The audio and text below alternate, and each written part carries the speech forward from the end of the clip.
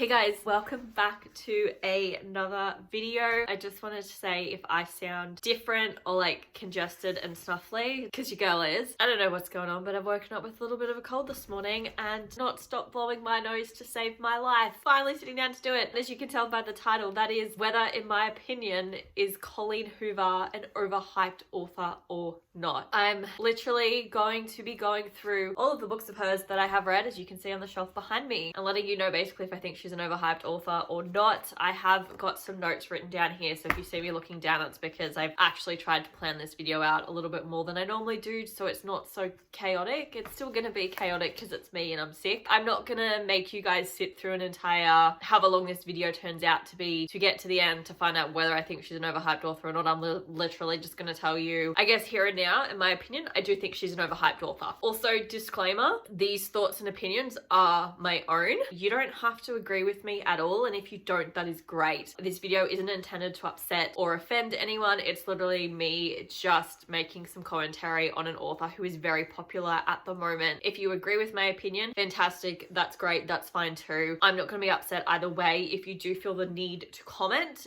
down below, by all means go ahead. I just request that we are just polite and respectful to one another in the comments. So yeah, like I said, I do think she's an overhyped author. I am going to go into her books, all of the books that I've read individually. They will very likely contain spoilers. I'm going to come out here and say it right now. There will be spoilers. So if you don't want to be spoiled for a book, I am going to be holding all of the books as I talk about them. So if you see me hold up a book you haven't read and you don't want to be spoiled, please feel free to skip through until that book is no longer being held up. Then it's safe for you to continue watching and listening. Proceed at your own risk.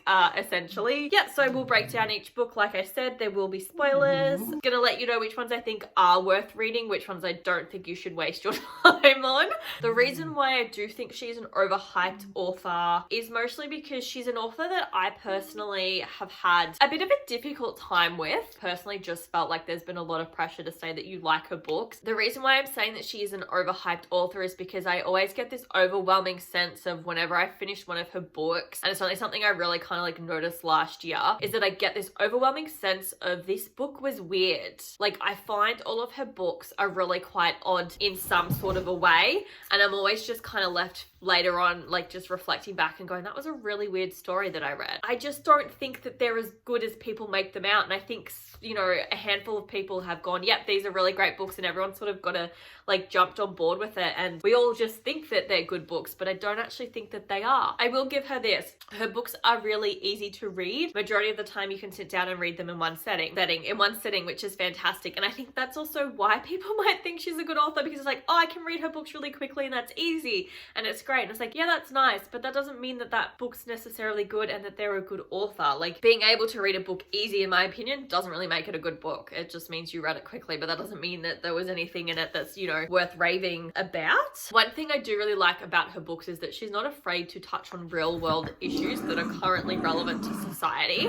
But in saying that, I also don't like how her books don't have any content warnings at all, and I do think there are a couple of books that should have content warnings in them, because I think it would be quite distressing for people to read them if they can be triggered by those sorts of things. So yeah, I do think it's great that she's not afraid to talk about these issues. I just wish that, you know, her books had content warnings or something so that people were aware of what actually the subject matter was of the book. She has quite questionable characters, I think, in majority of her books. They're like the main characters as well, and it's kind of like, I don't really want to root for this person, but there's no one else in this book left to root for, so I kind of have to. So that's kind of why I think she's overhyped. Her books are easy to read, and I feel like that's the main positive, but for the most part, the characters are really weird. I like that they touch on real world issues. I don't necessarily think that she does a good job, though, of writing about it and delivering it. I think for the most part, her characters are not that likable at all. I just think there's much better contemporary authors out there. And I say that, and I own pretty much her entire backlist. I just think she's overhyped. I really don't think she's worth the hype at all. Before I get into the breakdown of each book, I will not be discussing some books in Colleen Hoover's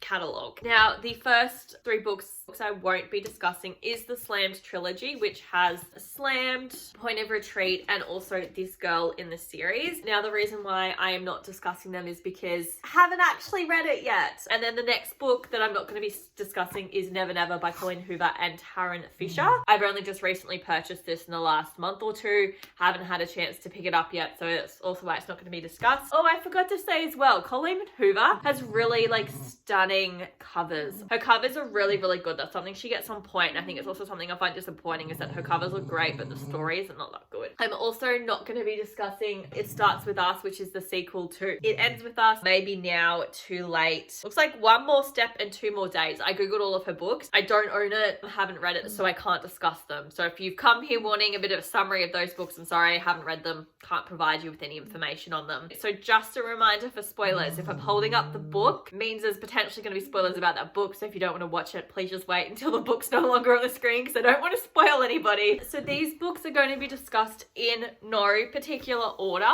Literally just the order I remembered the books as I was writing them down in. At the end of this video, I'll let you know which ones I think are worth reading and which ones I think aren't worth reading. The first book we're going to discuss is Ugly Love. I think this was the first book of hers that I read. This is probably still one of my favorite books by her. I still think it's one of the better ones. I cried a lot in this novel. So basically, this is a book about the main character, Tate, and she meets this guy, Miles, who is a pilot, and he works with her brother. And they realize that, you know, they are attracted to one another. However, neither of them really want to have a relationship, so they kind of just agree to just have sex. But obviously that isn't what ends up actually happening. I read this really, really quickly. Kate is also, sorry, she's a nurse, so she worked really weird hours. Learning about Miles's backstory was absolutely devastating and heartbreaking. I really pitied him, and there was one particular scene that really made me dislike Tate. And I just think that the women that he's dated have basically, like, I tell myself I'm not going to swear on my channel, but like they've fucked him over. I'm happy that like Tate and Miles got together, but he had a daughter with this girl like when he was a teenager, and the daughter ends up dying from memory. I swear to God, she was born.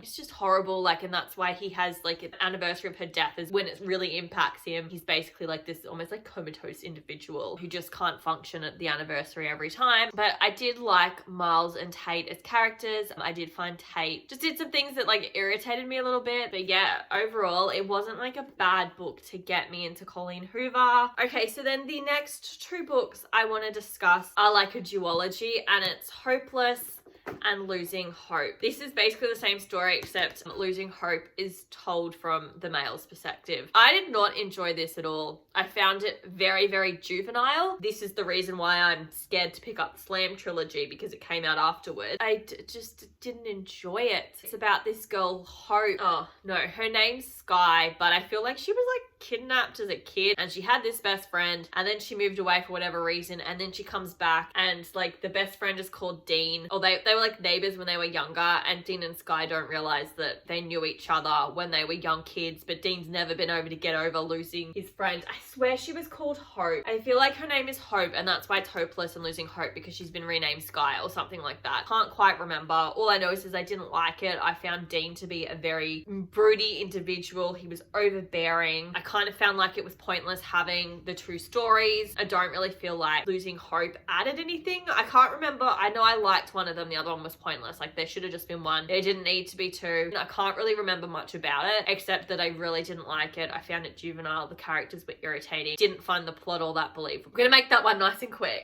There is also a novella part of that duology, which is Finding Cinderella. This is the worst thing that I've ever read in my life. It basically follows Dean's best friend. His name is Daniel, and he, for some reason, winds up in a janitor's closet with some other chick. They're in the dark. They talk. I think they meet up a couple times, and then randomly they just decide to have sex. They don't know what each other looks like. They don't know each other's name, but I'm expected to believe that there's these 2 basically random strangers are just gonna have sex in a janitor's closet in high school. And when that shit happened, I immediately tapped out and went, this is so unrealistic. Like completely. I just do not understand how they're in a dark janitor's closet and then they open the door. Light clearly would come in and they still don't know what the other person looks like. To me, that's not believable. The female love interest, I can't remember her name's Six. Dumb name as well. She ends up leaving, moving elsewhere, comes back. You basically find out that she was pregnant and she gave the baby up. And then he finds out and he's devastated about it. And I just, this is the worst book. It's not even a book. This is the worst thing Colleen Hoover has ever written, in my opinion. It was terrible. It was so irritating. I read it. It made me so mad. And it's like 300 pages. It's ridiculous. How many pages is it? 130 pages, and it made me so mad. I just hated this so much. Like, don't pick this up. It was so irritating. And because I don't even really like Dean and Sky that much, I wasn't excited to learn about them. But I do know that Six was a very irritating character. I did not like her. Daniel was also annoying. And I just don't want to keep talking about it because I really didn't enjoy it. And then the next book is Maybe Someday. So this book does feature the deaf community, which is nice. The male love interest is Ridge, and he is a deaf musician, and the main female character is Sydney. So she's in college working a steady job. She's got a boyfriend named Hunter, and one day she pretty much finds Hunter and her best friend having sex, and she basically has to move. That's when her and Ridge kind of meet one another because they become neighbors. This book does feature emotional cheating because Ridge has a girlfriend who is also deaf, but he's really quite intrigued by Sydney and they develop a friendship, but he is emotionally cheating on his girlfriend who deserved better. So that's kind of one thing I didn't like about this book, was that it was kind of showing cheating in a bit of a positive light, which is really interesting considering that like Sydney's just been cheated on by her best friend and also her boyfriend, and now she's kind of helping someone else emotionally cheat. Didn't love that. I made myself like this book more than I actually did. It was cool because like Ridge is a musician, they feature like his song lyrics and stuff. I skipped all of that. I couldn't be bothered to sit there and read it. The blurb doesn't even tell you that like Ridge has a girlfriend. So like you go into this wanting to like root for Sydney and Ridge, and then you find out he has a girlfriend. You're like, ew, I don't like that. But yeah, so that was Maybe Someday. You know, maybe someday I'll like this. We will go into the novella Maybe Not, which is a novella of Maybe Someday. I don't even know who Warren is. Is Bridget the girlfriend? Okay, so Maybe Not features Warren, who is Ridge's best friend. He was also a bit of like a moral compass in Maybe Not. The only person who was like, hey, he's got a girlfriend, you know, he's kind of cheating, you should back the fuck away. So it features him and this girl, Bridget. I also did not enjoy this one at all. So he's basically living with the female roommate who is Bridget. They're basically got a thing for one another. One of them denies it. I'm pretty sure Bridget's like, nope, Warren's into her, she's not into him. I just don't think she should write novellas, personally. I just don't think they're good. But yeah, I also found this one pointless. Like, I don't think it added anything necessary. I think it was meant to be like a bridging novel from Maybe Someday to Maybe Now, which I haven't read. I don't think it sounds uninteresting. Maybe Not was not inspiring. I didn't even love Maybe Someday. This was just a waste of time. I really wish she'd stop writing novellas. She doesn't do them very well. The next book is All Your Perfects. This book really needs a content warning. I'm just gonna put this up here. If you've not read the premise, you don't know what it's about. It is about a couple who struggles with fertility. If you don't want to know any more about that and that is an upsetting topic for you, please feel free to skip through this entire section. So this book does focus on Quinn and Graham. What I did like about it is that it goes from present to past, and it jumps between the two every couple of chapters, and it was really kind of jarring at times because you'd have them sort of falling in love in past, and then you'd be at the present where Quinn just seemed so fucking totally done with Graham, and you couldn't really work out why, and the poor guy could not do anything right to save his life. I really liked Graham. I found Quinn to be quite unlikable as a character just because she was so heavily focused on trying to get pregnant and was like almost depressed about it. That is no comment on anyone that is struggling with fertility and is struggling quite mentally with it. I just don't think she was very fair to Graham. Completely understand why, but I just didn't like how this book was executed. So it was really quite sad. I loved how they got together and their relationship. I thought it was beautiful. I was not expecting this to be a book that was about fertility struggles, and that was what kind of like destroyed their relationship in a way. This is a spoiler. She does get pregnant. Like, she miscarriages and also has to lose her entire uterus as well. And I just thought that was just horrible. You know, it's probably very realistic for what happens for some people, but this is not a good feel book. Did kind of like it. I didn't like Quinn though. We have another novella. I think I've lost the novella. I can't find the next novella. I can't find the next novella. I swear I owned it. Maybe I read it as like an ebook. Because I wouldn't have sold it. Like, that doesn't make sense. So anyway, the next book is, I'll stick up a photo of it, is Finding Perfect, which is the novella which ties together all your perfects, and to my disgust, the Losing Hope series. I did quite like this. It tied them together, basically Quinn and Graham. They get to adopt baby, which was Daniel and Six's baby. So that was nice. It was sweet. I don't feel like it was entirely necessary. So there was that. That basically ties off all 5 of those books. That's how they're linked. Okay, it ends with Us. It does cover domestic violence. This is something that upsets you and you don't want to hear about it. By all means, please feel free to skip through this section until I take this book down. So I picked up It Ends With Us when it came out 6 to 7 years ago. This book is the reason why I stopped reading Colleen Hoover for 6 years. This book really fucked with my head. It focuses on Lily and her love interest Ryle. They have a love story. It's okay. Like, it's good at first. Everything's going well. You're rooting for them to get together. And then it turns out that Ryle just starts hitting her, beating her. Pretty sure he throws her down a staircase, and she also gets pregnant with his baby, and the entire time she's lying and covering and saying that he's not being abusive towards her when he is. This was a really, really hard book to read because of the subject matter. It was also really difficult because of the way it was written. For me personally, I didn't know if I wanted her to stay with Ryle or not. And that's really like a bizarre thing to say, knowing that he was being abusive towards her, physically abusive, emotionally abusive, mentally abusive towards her. And I'm sitting here saying that a part of me still wanted her to be with him and not to walk away from him and leave him, knowing full well that he was doing all of those horrible abusive things to her. In the meantime, she's also got this best friend Atlas who comes back into the picture. They used to be like childhood friends. There's a little bit of like a relationship sort of blooming between her and Atlas, and it's kind of like playing it off with, should she be with Ryle? Should she be with Atlas? And it's like, I genuinely didn't know which guy I wanted her to be with. It's disturbing that I was in a way justifying that it was okay for her to go back and be in this relationship with someone that was being physically, emotionally, and mentally abusive towards her. Like, I know it's fiction, but like at no point should you ever be rooting for someone to be with their abuser. Like, why do I want Lily to be back with being with Ryle? Like, that is messed up, and I had to take a break from her books because I just couldn't comprehend it. I don't know if we're supposed to want that to be the case, and if that is the case, then you know what? Colleen Hoover has done a great job of writing this story. I am really glad though at the end, like I can say this now with perspective, that she did walk away from Ryle. That is one positive of it. I did think it was really, really like forgiving and nice of Lily at the end of the book when she said to Ryle, I can't be with you. Like, this is a horrible cycle we're in. I can't raise our daughter in this environment. Like, you will still be in her life, but you and I are not going to be together. And I thought that was really nice that they were sort of able to do that. So we definitely have to give credit where credit is due for Lily for walking away and having the strength to do so. But this book is just a lot to read. It's not an easy, fun read. Like, it is quite intense. It's a very heavy subject matter. It wasn't a bad book. The next book is Confess. Can I just say, it has paintings in it. They're so cool. To be honest, the paintings were like my favorite thing about them. I thought they were so cool. This book basically is about a single mum who has lost custody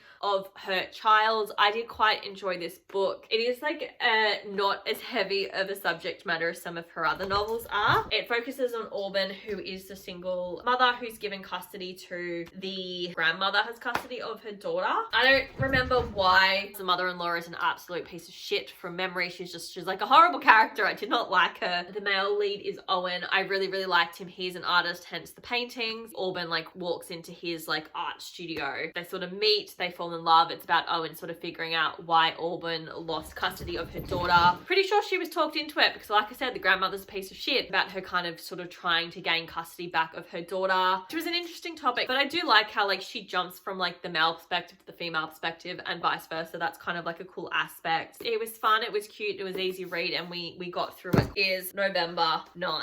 I still don't really know how to feel about this book. Focuses on Fallon and Ben. So Ben is an aspiring novelist, and Fallon was like an actress, and then she got burnt in a house fire when she was staying at her father's place in LA. She's now considered ugly, can't work as an actress, which she's kind of fine with. She's not too bothered about. She basically meets Ben on the 9th of November, and they make this agreement that every November November 9th they're gonna meet up, and it's basically just them meeting up every November 9.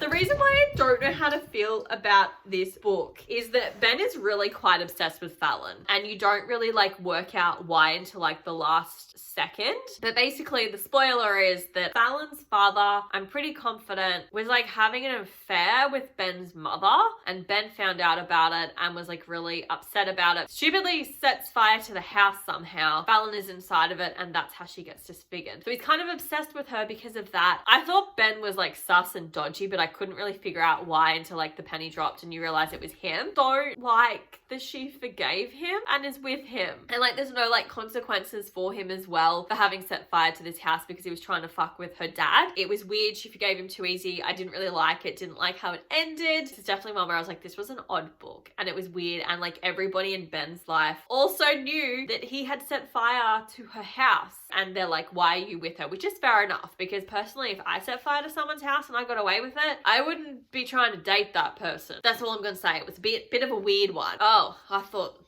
November 9 was weird. Now we're really going to get into weird. Content warnings for this one. There's depression, suicide. If any of those things upset you, by all means, feel free to skip this section. This book, without merit, was very, very, very, very weird. So basically, it focuses on the Voss family, who are not normal. They live in an old rundown church, which they have repurposed into a family home. The politest way to put this is that they're an incredibly fucked up family. So mum had like cancer. She lives in the basement. Whilst mum was going through like her chemo and all of her treatment, dad fell in love with her nurse, and they got married and they had a kid, but dad is still going downstairs to the basement to have sex with mum. And then you have like, I think 4 other children that mum and dad actually had. There's like 2 brothers, and then there's 2 girls who are twins, and the twins are literally Merritt. I can't remember Merritt's twin sister's name, but basically Merritt's just like walking around town, and this guy like comes up and just kisses her because he thought that she was her twin sister, and he's actually dating her twin sister. And then for some reason he like moves in and starts working for their dad, and the whole book is just very odd. And it's not until further on in the book you kind of realize why Merritt is so like disconnected from her family, and like she comes across as very emotionally stunted, and you're really like sort of struggling to find out why she's so disconnected from her family. And it's because when she was younger, her older brother, I don't want to upset anybody, couldn't decide if he was into girls or boys or not, so he decided to kiss Merritt to find out whether he was in fact straight or gay. It's a very weird way to try and determine that. From my memory, just only kissed her. Testing it on your sister is not the way to work that out, but she's basically emotionally stunted from this incident, tries to commit suicide one day. Family actually, find out years and years later that this actually happened, and sort of their response to it. It was nice to see how supportive like her family was of her once they found out that her brother had done this to her. That was really like lovely and beautiful to see. They're a very strange family. I couldn't work out if they actually legitimately hated her or she just felt like they hated her. It's very confusing, but she's a very strange character. She's depressed. She tries to commit suicide, writes them all a note. Her life is a mess. I really like have sympathy for her, but it was just such a strange, odd book that for the most part I just did not enjoy. The next book is Regretting You. Oh boy, I must regret reading this book. So it focuses on this mother and daughter, Morgan and Clara. So basically this one has the dual perspective of Morgan and her daughter Clara, and it's also set in the past and also in the present. I much preferred the perspective of Morgan than Clara. I couldn't care about her. I found her very entitled, spoiled, like teenager. Couldn't cope with her or her love interest like whatsoever. Really like the way that this book was set up, how they went about it, because they'd go back to when Morgan was a teenager and dating this guy Chris, who is Clara's father, and then they sort of go to like present day. You find out that Chris has actually passed away in a car accident with Morgan's sister, and then you sort of go back to the past to find out that Chris and Morgan were dating. It was never really anything serious. However, she fell pregnant and they end up getting married. Now I do think had she not fallen pregnant with Clara, she would not have stayed with Chris at all. There was definitely something going on with her and Chris's best friend, who I can't remember his name. Present day, Clara's falling in love with this other guy who's kind of from the wrong side of town, is very poor. Basically, you find out that Chris and the sister are in a car accident and they both tragically pass away. Morgan's sister has also had a baby with Chris's best friend, and so he's sort of back in the picture having to sort of look after this baby. Comes out that the baby looks very similar to her husband Chris, and she basically works out that Chris wasn't actually going on a work trip. He was actually having an affair with her sister. Clara was a bit of a brat. I couldn't stand her. Anytime it was her chapter, I was just like, I don't fucking care. I want to work out whether the sister and Chris were actually having this affair. That was a lot more interesting for me. I didn't hate it, but I also didn't really care for it either. It was definitely a bit more of an interesting take, but I enjoyed it for the most part. And then the next book is Reminders of Him. This was really quite a popular book. Didn't really like it. So this book does a focus on Kenna, and she has been locked up in prison for the last 5 years for basically murdering her boyfriend in a car accident. While she was in prison, which she pled guilty for, she's also given birth to their baby, and she signed her rights off and gave custody of her child to his mum and dad. It's been 5 years. She's been let out of prison and she wants to meet her baby. Throughout this book, you kind of learn that Kenna is still very much not over the event that happened that night in that car accident. You eventually sort of find out what happened. They get into a car accident and she's trying to find someone to help them, and just due to the shock of everything that's happened, she ends up leaving him there, going back to her apartment trying to get help, and passes out and falls asleep, where the cops find her the next day and arrest her because they basically think that she left him for dead on the side of the road. In the court case, never spoke about it. She just pled guilty to it to get it all over because she couldn't deal with the trauma of what had happened and what she had done. Basically just her moving to this town, trying to build up a life in order to meet and know her daughter. I just didn't really care about this book at all. I just wanted to know what happened the night of the car accident. That's all I cared about. The rest of it I couldn't really care for. Family drama, all of that stuff. I just wasn't interested in it. It was weird. Really just couldn't care less about the characters, about Kenna, her daughter, Ledger, the boyfriend's parents. I found the letters that Kenna wrote to her boyfriend interesting, but the rest of it I just didn't care for, really. It was a bit of a nothing read for me, if I'm being honest. So then the next is Verity. So this is Colleen Hoover's attempt at writing, I guess, a thriller novel. I've said multiple times in this video that I found her books very weird, strange, and odd. This is a book where I think her elements of weirdness, strangeness, and oddness work really well, and she pulled it off fantastically in this book. It's honestly my favorite Colleen Hoover novel. I think this one's worth the hype. The rest of them, no. So this is, like I said, a thriller novel. I think she does thrillers better than she does romances and contemporaries. I really feel like she's got something here. The characters are always weird. They're always unreliable narrators. They're strange. And I think that those elements worked really well with Verity. This novel is about a young woman who is an author. She is asked to ghost write and finish this book series for a very popular, famous author who, unbeknownst to the entire world, has actually been placed into a coma. They don't know if she's ever gonna wake up, and they don't want to actually announce to the fans that this is what's happened, so they ask Lowen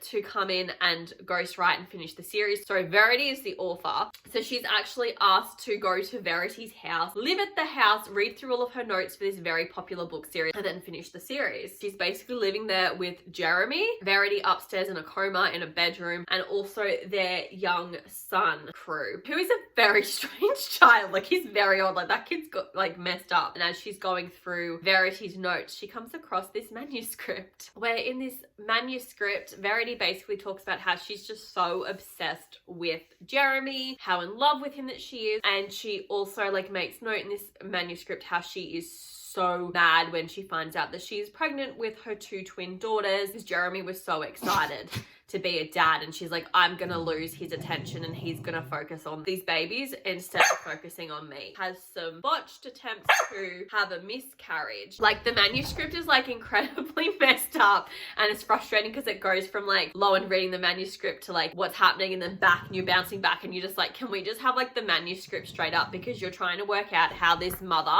genuinely has this hatred for her children. Throughout the course of reading this manuscript and this book, Lowen comes to this sort of realization that things aren't quite normal in this house, and that she actually doesn't think that Verity is actually in a coma, and Verity is actually awake and pretending to be in a coma. At the same time, Lowen and Jeremy are also sort of falling in love with one another. You've got Lowen reading the stories that, you know, Verity has written and why she's in love with him, and they're sort of falling in love with one another. You've got Crew doing some pretty like messed up shit. Verity may have played a part in her two other daughters actually dying. It's really quite intense and horrible. Like, you can't put this book down. We actually find out that Verity's not in a coma. She is awake, and Jeremy confronts Verity. Lowen then finds this letter that's hidden in a floorboard under like Verity's bed in her bedroom. But in this letter, it's like addressed to Jeremy, being like, if you find my manuscript, I just want you to know that it's just a writing exercise. Actually, in the letter detailing what actually happened and how they died and how she didn't actually have a role in any of it. And Lowen's found this like after something's happened to Verity, and she's sitting there and she's going, I don't know whether to believe like the manuscript or the letter. And it was brilliant. I think I believe the manuscript, just because I don't know how as a loving, like, I'm not a mother, like, I've just got Ollie, like, but I don't know how, if you claim to be such a loving mother, how you could go and write this manuscript about trying to have a miscarriage and force like an abortion on yourself, and then how you could also write about how you hate your children so much and you want to kill them, and that when an opportunity presents itself to kill them, you take it on. I don't know how as a mother you could actually write that about your children. So that's why I believe the manuscript. And then they released a special edition of this where they had a bonus chapter. I hate the special edition. I do not think the bonus chapter is worth it. I think it sways you. Like, what I really liked about Verity is that you never get confirmation whether the manuscript or the letter is real. Like, it's left up to the reader to decide. And what I dislike about the special edition is it kind of sways you, you know, in a certain way. You don't know if Jeremy's like a legit good dude or if he's dodgy and sort of evil, and like the special edition bonus chapter leads you to think a particular way. And, you know, myself and a friend also read the bonus chapter and we were both like, this was unnecessary. So if you're gonna read it, just read Verity as it is. Leave the bonus chapter in the special edition. It's not worth it. You're just gonna be more confused than ever. I think I've spoken about Verity enough. Can you tell that one's my favorite?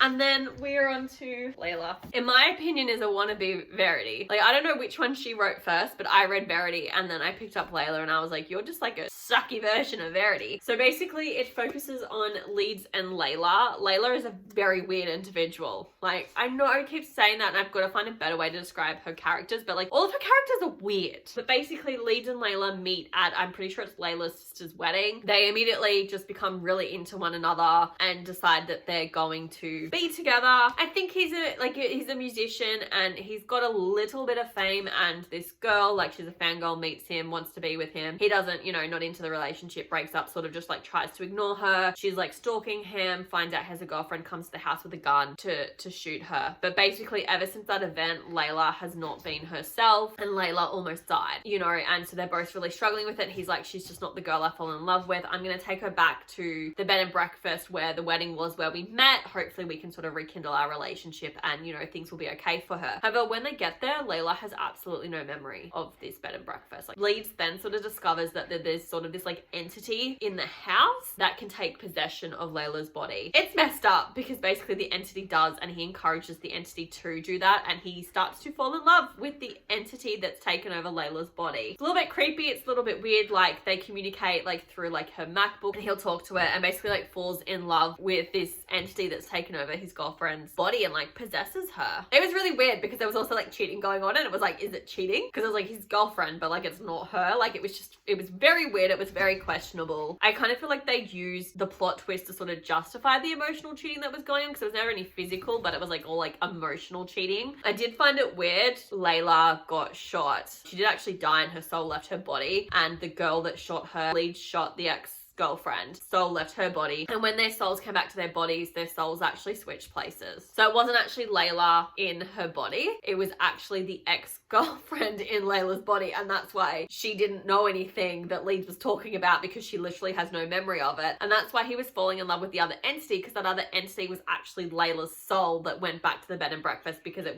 was lost and it didn't know where to go, but it had really good positive memories there. It's really weird because as well in this book, they then also bring this other like investigator there to talk to them about like, you know, their ghost sightings and shit, and like they're recording it. They've got Layla like tied up. It was a lot, and it was weird, and I feel like it didn't do what Verity did. It was weird, but I'm gonna stop talking about this weird one. The last book I have to discuss is Heartbones. I did only read this one in February. For me, it was another weird book. It should also have content warnings at the start. It does feature substance abuse. It focuses on this young girl, girl, Bea. Basically, she lives in a trailer park with her single mother who is addicted to drugs. Her father was pretty much like a one-night stand. He's done quite well for himself with his job. Bea wants nothing to do with her dad or her mum. Doesn't tell anyone that she's got this scholarship to go to college. This book literally starts with her mum having died from an overdose at the trailer park. She's essentially kicked out of the trailer park. She's got nowhere to go and basically calls her dad up and is like, can I come stay with you for the summer? And he's like, yeah, for sure. So she moves in with her dad on, I think he's nearly on the other side of the country, with dad, stepmom, and then her stepsister, who are all really quite excited to meet her. She sort of like develops a bit of a relationship with her stepsister, which is cute. She meets this guy. The love story is almost like insta-lovey. His name's Samson. I couldn't care for him. He's meant to be like furious and rich. It was weird. It was weird. I didn't enjoy it. Turns out that Samson isn't actually who he says he is. It was weird. I feel like she fell in love with him too quickly. She became too obsessed with him. He gets sent away to jail and just wants her to forget about him and keeps being like, this is only like a summer fling. Like, we're not going to be a long-term thing. I feel like she gave up her whole life for him, and I don't feel like it was sweet or loving. I just felt like it was weird and they were just obsessed with one another and not in a good way. And I just didn't like it. I just didn't care for the characters. Felt like she was probably like a little bit too unfair to her dad, but it was a very, very strange book. I didn't really enjoy it for the most part, but I just read it to get through it. But for a lot of it, I was just like, this is not believable. I was speechless for like most of it, and not necessarily in a good way, but I just kept thinking, how is this legit?